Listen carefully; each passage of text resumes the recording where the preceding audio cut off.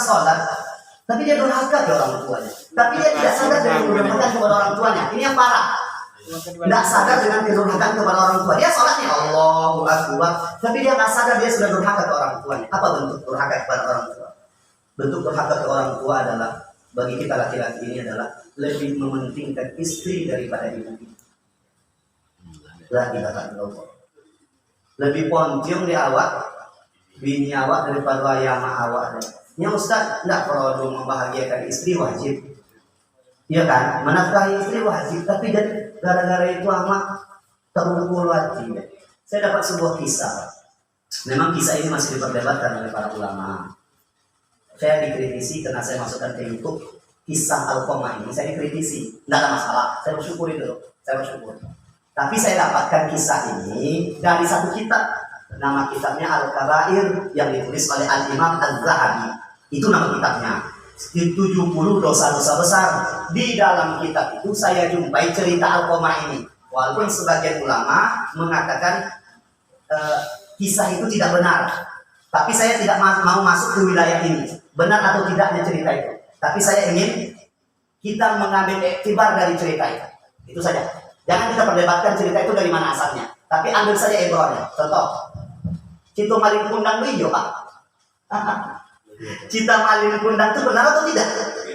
Tapi coba lihat bagaimana psikolog jiwa-kejiwaan kepada anak kita.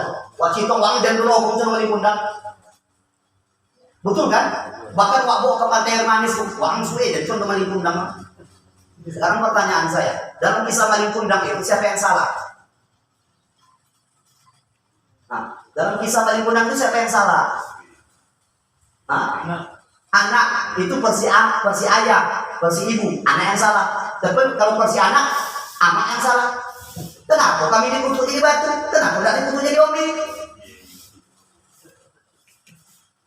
Kenapa kami dikutuk jadi batu? Kenapa ombi di sini juga kan? Seorang ibu tidak boleh mengutuk-ngutuk anaknya. Tapi kisah ini saya ambil begini. Alqamah ini sahabat yang dia rajin ibadah. Rajin ibadah dia. Semua ibadah dikerjakan. Suatu hari syakarat dia. Syakarat. Tidak bisa mengucapkan kalimat la ilaha illallah tadi. La ilaha kapulidan. Diutus 3 sahabat. Itu dalam ceritanya. Suhaib, Ammar bin Yasir, Bilal. 3 sahabat itu diutus. Tapi kolen kaum Alqamah tengok kondisi ini. Ditengok. Ya Rasulullah memang tidak bisa. Apa kata Rasul? Ibu ayahnya masih hidup. Amaknya masih hidup ya Rasul. Tapi ayahnya sudah meninggal. Pejok kui ayahnya. Pejok kui amaknya. Kalau bisa coba jalan semuanya kau main. Kalau tidak deh jadi yang kokin ya Rasulullah. Datang ibu Alqamah. Akhirnya apa? Saya akan datang ke tempat Rasulullah. Diambil tongkat berjalan. Sampai di hadapan Rasul. Apa kata Rasulullah? Wahai ibu Alqamah, jangan berbohong. Kalau engkau berbohong akan turun ayat menjelaskan peristiwa yang sebenarnya. Bagaimana pendapatmu tentang Alqamah? Cerita itu. Apa bunyinya? Ya Rasulullah, Alqamah itu anak yang rajin ibadah. Alqamah itu anak yang rajin puasa. Alqamah itu adalah anak yang baik. Tapi Alqamah telah menggores hatiku. Maka apa kata Rasul? Inilah yang menyebabkan Alqamah tidak bisa mengucapkan kalimat la ilaha illallah. Rasul bertanya, kenapa? Jadi aku engkau tergores. Tergores itu hanya sekali. Iya kan? Sekali kalau tergores sekali. Tapi kalau dan dua tidak kalau kali tergores hatiku cuma sakit. Apa kata ibu Alqamah? Dia lebih mementingkan istrinya daripada saya. Kata Rasul, maukah aku memaafkannya? Kalau tidak, kami siapkan kayu bakar. Disiapkan kayu bakar itu untuk membakar Alqamah. Melihat kayu, membakar kayu itu, ibu mana yang pegang ya anaknya seperti itu. Akhirnya apa katanya? Ya Rasulullah, saya maafkan Alqamah. Apa kata sahabat Rasul pada sahabat? Coba cek lagi, talqinkan lagi. Ditalqinkan itu la ilaha, bisa mengucapkan kalimat la ilaha illallah. Apa katanya?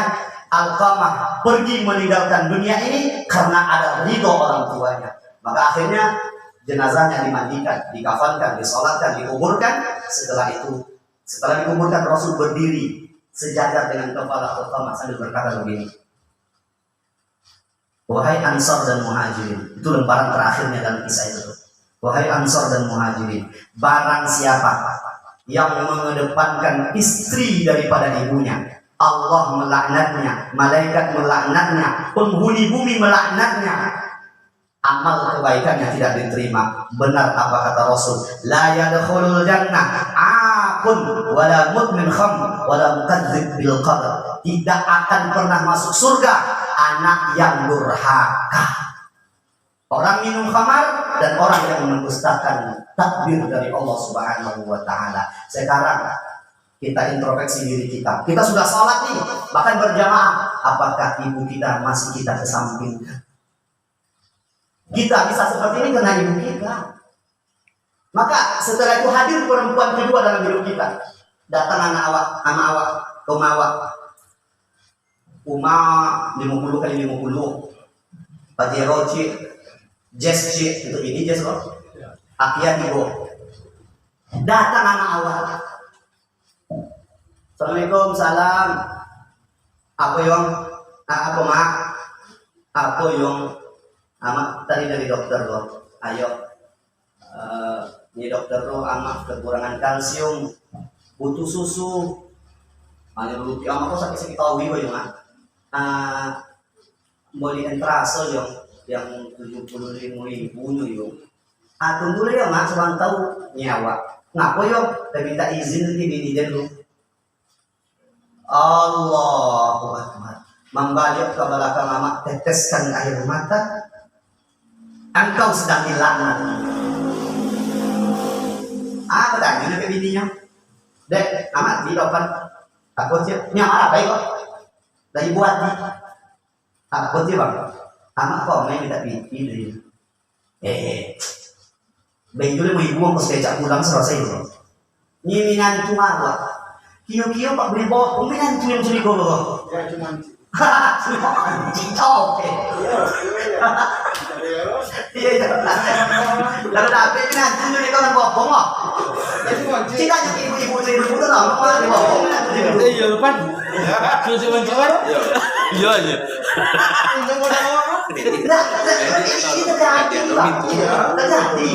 Datang gua mau ya, datang kan. Assalamualaikum, salam. Apa yang ama lima masalah kota sudah bisa coba dua pendengar di juta sih.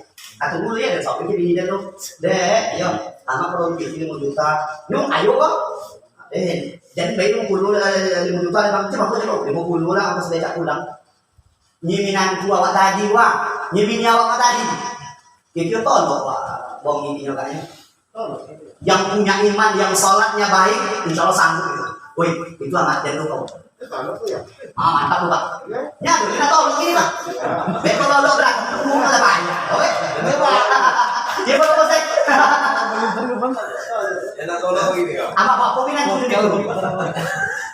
Bapak bapak minat itu. Kalau bahasa awak minat itu sawo udah tadi bapak. Minat itu sawo, tapi itu kok. Datang sama awak ke awak. Iya, ma Leyong, teling mama nama dong leyong, butuh alat, kondom mau, 5 juta lo, adi ini, dek, sepuluh dek, amat bang, ada yang ketang nama awak lu dek, diduga kon yang ini dek, mak, ayuan, atau disonjuk mak, ini bini awak tadi wak, aduh lu mak, apa sih mak, itu kau, 5 mak kondom, udah butuh alat pendengar, lagi tiganya yuk. Aku sudah perlu dek.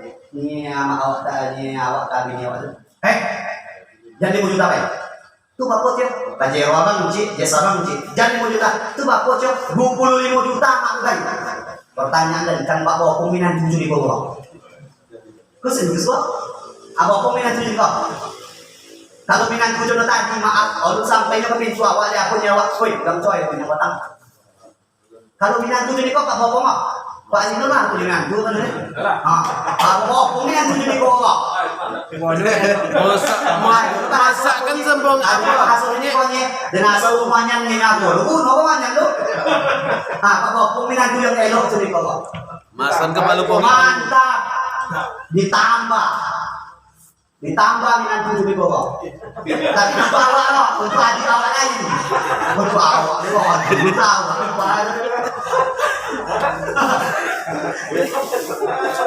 Itu awak, itu adik awak. Jadi Pak, awak 5 anak, itu dapat 5 minantu.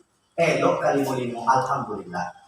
Awak dapat minantu 5. Seorang yang sawah, ompek yang elok, alhamdulillah masih ada yang elok. Tapi yang parah aku ya 5 minantu, sawah kali 5. Ini kacau pembukuan diri. Maka kita sholat, tapi air mata orang tua kita teteskan. Maka apa kata Ibnu Abbas ketika menafsirkan ayat Anishkuri wali-walidayka ilayyal masir, ada 3 ayat yang tak bisa dipisah. Kalau pisah, satu nggak diterima. Aqimus shalah wa atuz zakat. Salat, zakat. Kalau ada orang kaya salat saja, dia nggak zakat dan diterima oleh Allah. Kemudian apa lagi? Atiullah wa atiur rasul. Mustaq kepada Allah dan taat kepada Rasul. Ikutkan Quran, ikutkan hadis. Kalau satu saja yang diikuti tidak diterima oleh Allah. Yang kedua, anishkurli wali-walidayka ilayyal masir, bersyukur kepada Allah dan bersyukur kepada kedua orang tua. Engkau bangun masjid ribuan, engkau bangun pantian asuhan, tapi engkau goreskan satu goresan di hati orang tuamu, sudah tak layak untukmu. Coba bayangkan, engkau antarkan susu itu berdus-dus ke rumahnya, engkau antarkan susu itu bertruk-truk ke rumahnya. Demi Allah tidak bisa membalas satu hisapan ketika kita menghisap air susu ibu kita itu. Maaf Bapak Era Bevo, kita dengan istri kita diikat oleh akad, dan akad itu bisa diputus. Apa contohnya? Dengan apa akad itu bisa diputus? Dengan tolak. Siapa padusi yang genju tobal bodak tobal dulu? Itu mantan bini dia dulu. Dulu boleh tahu dan pakai. Ada. Itu siapa loh? Apa yang dulu di situ tuh? Yang ganteng tuh. Nah itu mantan laki dan dulu. Itu dulu boleh tahu sopai sama dia. Sekarang pertanyaan saya, kita diikat dengan ibu kita dengan apa? Kita dengan ibu kita diikat dengan rahim, dan rahim itu tidak bisa diputus demi Allah. Coba lihat, kita lahir ke dunia ini, ketika dalam rahim kita minum darah dari pusar orang tua kita, dan semua orang yang saya lihat itu dia bisa buta matanya, tidak ada tangan, tidak ada jari, ada orang lahir seperti itu, tapi saya tidak melihat anak lahir tanpa pusar. Karena dari situlah kita disambungkan oleh Allah. Maka tidak ada istilah cenikor, ada istilah cenikor. Itu siapa yang anaknya pergi lompok-lompok di pasar? Itu mantan anaknya. 23 tahun jadi anaknya. Itu apa yang pakai kumis, pakai janggut putih orang? Siapa orang? Itu mantan ayah dulu. Sampai 10 tahun jadi ayah. Ini dengan tolak jadi ayah. Tidak ada. Maka apa? Itulah sebenarnya sama dengan kita. Saya juga diberi pertanyaan oleh seorang ibu. Nah, saya ditanya oleh seorang ibu, Ustaz, bagaimana hukumnya suami melarang kami ke rumah ibu kami? Nah, itu kan tidak dilepas itu Pak. Mertua kita kan juga ibu kita. Jangan dibeda-bedakan. Itu dia. Jadi konflik masalah rumah tangga nanti seperti itu. Karena apa? Karena sholat tadi lah. Tidak didasari oleh keikhlasan, tidak didasari oleh kekhusyukan. Jadi masalah seperti ini. Maka jangan dilarang dia untuk berbuat baik kepada ibunya. Maka ketika kita berbuat baik kepada ibu kita, insya Allah istri kita sedang berbuat baik kepada ibunya. Ketika dia berbuat baik kepada ibunya, kita sedang berbuat baik ke ibu kita. Kita coba lihat, kalau kita sudah nikah dengan istri kita, ibu kita itu, ibu mertua kita menjadi mahram mu'abbad selama-lamanya. Gak bisa lagi kita nikah dengan dia selama-lamanya. Bayangkan tuh, udah kuat ikatannya tuh. Maka, kau mama mau, dan baby tiga amak satu bang, dan satu, abang tambah satu ye, dua tu. Tuh, kalau aku mau, kau mama mau, yang baby tiga amak dua tu. Jadi dua tu bang, tambah satu lima tu. Kira-kira bahagia tak rumah tangga seperti itu. Tapi kalau kita didikte oleh istri kita, dua kini mak, Pak, mampe piti ke amaran terimung dulu, takut kau nonton tu dia bini, mak kita piti mak, tidak sampai nonton bini mak, kok orang ketidaknya ketiduran ni, dibenta mak. Bahkan yang lebih baik itu, ini duit saya, 500 kasih sama ibu saya. Ada yang jadi Pak. Mantap, datang, 5 bang, dari tambah itu tidak ini bang, karena ada pokok dulu subhanallah. Kapan itu bisa terrealisasi? Terrealisasi ketika kita menghambakan diri kepada Allah dengan khusyuk, dengan ikhlas, dan dengan zikir kepada Allah Subhanahu wa taala.